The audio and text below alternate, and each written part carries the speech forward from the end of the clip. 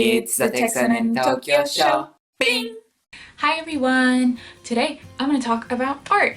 Through the years I've learned a little bit about what makes art successful. Number one, the best time to start creating art was 3 years ago. And the second best time is now. For a lot of reasons, which I'm going to go into in my next point. Number two, if you've thought of something, chances are it's probably popped into someone else's head. And if you do nothing about it, in a couple of weeks or in a couple of months or even in a couple of years, you're going to come across it somehow on the internet. And you're going to be so mad and you're going to be like, hey, you can't do that. That was my idea. Number three is that making art is hard work. There's this quote that I hate. Do something you love and you'll never work a day in your life. No. Do something you love and you'll still work every day, but you'll love it so much that you wouldn't have it any other way. No matter what type of art you do, there's bound to be parts of the process that you like more than other parts of the process, but you keep doing the entire thing anyway because that's how you create art. For practice, practice, practice, practice makes perfect, or not even perfect, practice just makes you better. There was some story that someone told me in college, sorry for all the vague details, I just don't remember. How there was a pottery class. A teacher decided that he would grade two students separately. One student would get their final grade depending on just one pot they made at the end of the class. And the other half of the students would get graded on the sheer number of pots that they made. And the teacher found that at the end of the year, the students that were graded by the sheer number of pots that they made ended up making better quality pots than the person who just spent all of this time just trying to make that one perfect pot. I don't know if that story even makes sense to anyone, but the way I look at it, you don't get better unless you keep practicing over and over again and putting your art online or putting your art out there, and you get criticized and people give you suggestions and then you take the suggestions and you make it better. And personally, it is very, very, very hard for me to look back at my earlier comics, like my first comic book or my first couple videos. Even though it's kind of embarrassing to look at now, I'm really glad I put that art out there because I learned so much from it.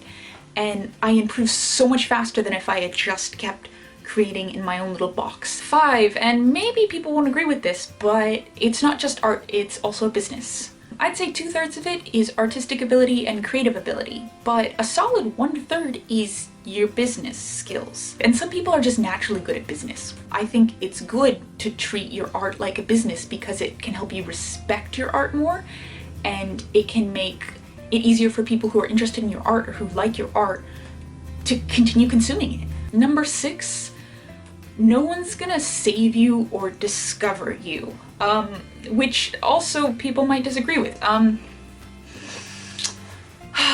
This one's hard to explain in the age of viral media, where you'll see someone's video go viral and then it'll get viewed and it'll be shared on all these news sites, and then you assume like, okay, that person's got it made. But it doesn't necessarily work that way.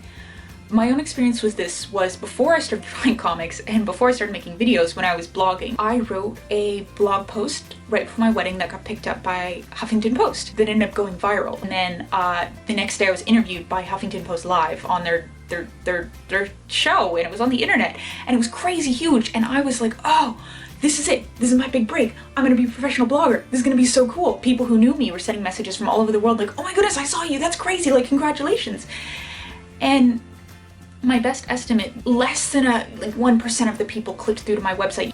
And the long-term effect, that article, maybe I got 10,000 clicks onto my blog, 20,000, and most of the people didn't stick around because my views the month after didn't really change from the month before.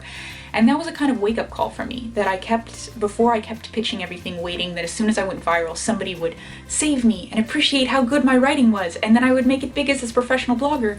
And that kind of woke me up to the fact that, life doesn't work that way. Going viral 1 or 2 times isn't gonna sustain you. Number 7, which unfortunately I learned the hard way, if it seems too good to be true, it probably is. And nothing will kill your creativity and your motivation more than getting taken advantage of. Nobody's just gonna give you success on a silver platter. It's a constant hustle. I don't mind the hustle, I enjoy the hustle, but I acknowledge that the hustle is not out to help me, it's out to help itself. So just keep that in mind when you're getting these too good to be true emails or too good to be true offers. Probably are. And last but not least, probably one of the hardest lessons to learn, is that your brand of art is not for everyone. Make your art for that 95 to 99% that already loves your art and loves the things you do and can't wait for you to put something out new. That's the silent majority. Those are the people you're making it for. And that's great. You don't have to make everybody like you, because that's never going to happen. And I dare you to think of a single artist in the history of humankind that everybody has liked, because I guarantee you they do not exist. There's that 1%, 5% that is going to look at your art and be like, this is utter and complete crap. Why is this popular? You don't deserve it.